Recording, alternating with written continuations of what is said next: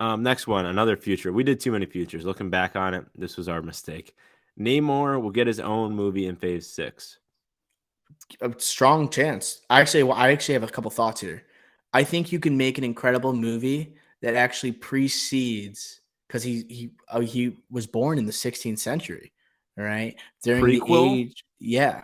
I think there you can make an incredible solo project with Namor, right? Um, Maybe could go into the oppression of indigenous peoples with the coming of the new with the Europeans coming to the new world from the old world. I think you could have a very powerful movie there. I don't know if you could have like maybe a super powered villain in that regard. I don't know who would be potentially available there, but I think you could do some pretty special things to this character. And with the strong performance that Tena Huerta had, I think he proved that he can do some special things as this character. I also want to point out his age. He's 41 years old. I think you got to make a movie sooner rather than later if you're going to Mm. do it with anymore. So Phase 6 movie, I'm not like totally out on yet.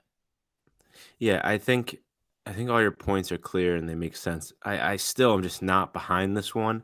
For the same reason as before. I just think from a business sense, every feature film Marvel produces is just like moving forward with not just the character and specific franchise you're looking at, but also with Marvel in general. It's just the next step to the next phase, always moving forward.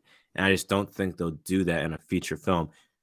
Like they're not DC where they have, oh, we could just do a Batman spin-off universe. Like they're just not going to do that.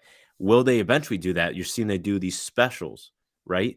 Like Werewolf by Night, Guardians, but again, Guardians still attached to the actual MCU pantheon.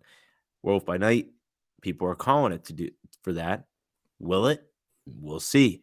But maybe they should do like that what DC does with Atena Huerta and Namor.